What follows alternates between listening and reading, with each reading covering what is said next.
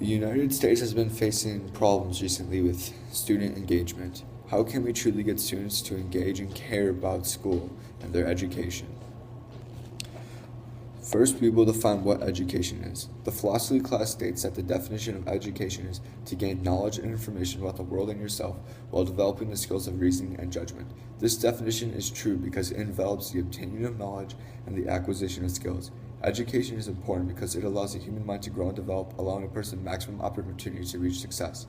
It is important that education is taught at early childhood because 85% of a child's brain is developed before the age of 5, and the rest of the 50% isn't finished until age 25. So it is important that children are being fed information and education at a young age. Education in America isn't as great as it has been.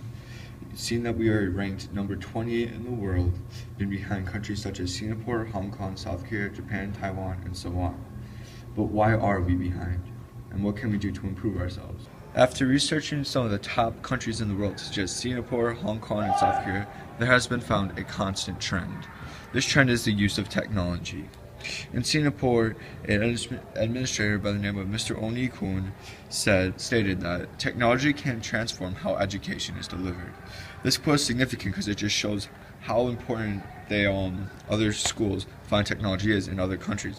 Technology is used in Singapore by customizing their learning, improved communication, instant feedback, and quizzes. Hong Kong uses it for the same way and even extends it to more simple peer editing, and they know that the current gen enjoys it and they are comfortable with using it. South Korea also uses technology as well. To switch to technology is needed because even in America, when students were surveyed, they all agreed that technology should be used. 92% say that it will change the way they will learn. 90% say that it will make learning more fun. 87% say it will be more convenient and light.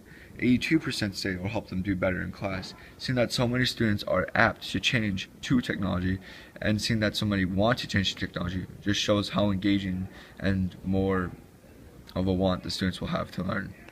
Also, teachers agree that learning with technology will make it more fun.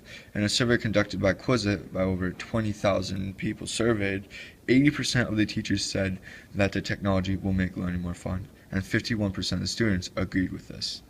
But there is a problem with technology in education, and that is expenses. About 90% of teachers have their own personal computers and laptops, but only 22% of classrooms actually have the right amount to give to students. This number will need to change in order to make my education more engaging. Starting with the education, we're going to look at the class schedule and what it will look like. First, we'll start out with an optional 0 hour, which is 7 to 7:50. Then first hour, second, and so on. Each class has about 50-minute intervals, giving teachers enough time to actually teach their content. There will be 5-minute passing periods, allowing students to get a little bit of a break from each class and allowing them to move around and loosen up their muscles even. There will be a half-hour lunch, and then classes will continue again. At the end of school, there will be an optional 8th hour class, which is kind of like a Falcon time.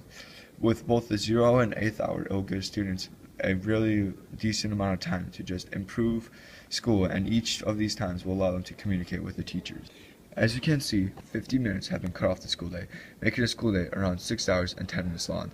This is due to the fact that students find school tedious and long and boring sometimes, and having a student sit down for numerous hours, you'll just eventually lose their engagement no matter how good of a student they may be.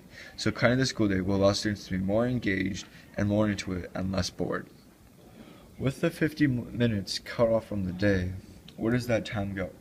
Well, my proposition is year-round school. This still distributes 1,240 hours throughout the year, and there will be multiple breaks, but not one big 3-month summer break. Students will have numerous breaks throughout the year, including 3 weeks in the summer, 1 week for fall, 1 week for Thanksgiving, 2 weeks for Christmas, 2 weeks for spring break, and another week during spring.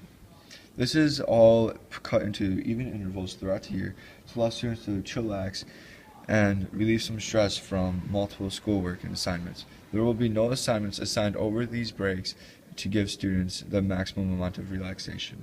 Students will begin education at age 6 and continue until age 18. This is because this is when the brain grows the most and can be worked the most, and allow them to get the maximum brain growth development. The classes my students will be taking will align with the law of Wisconsin, meaning 4 years of English, 3 years of math, and at least 3 years of science. Social studies will be required, but a variety of classes can be chosen. Classes like American history, cultural studies, and even Asian civilizations can be examples of social studies classes. Civics will be required to be taken by all juniors, and this is because students need to learn how to be good citizens.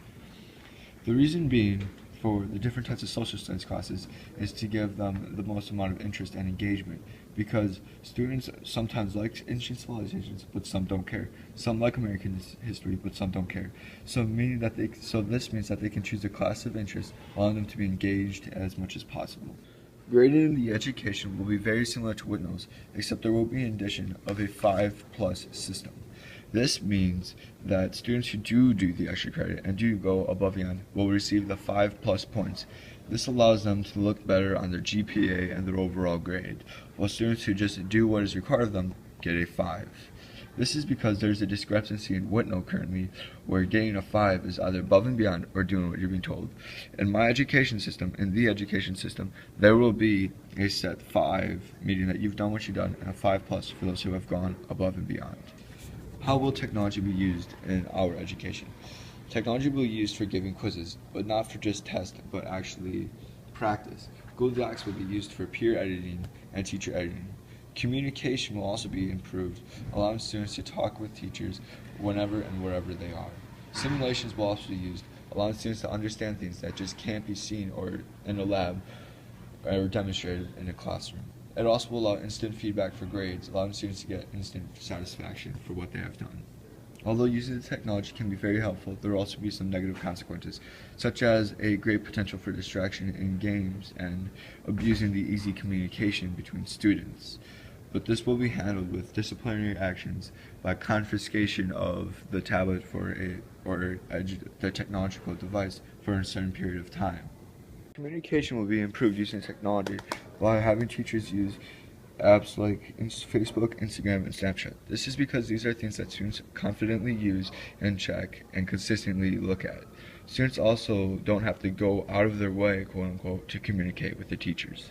Using technology in education is a very handy tool. It allows students to get plenty of empirical information constantly and as much as they want.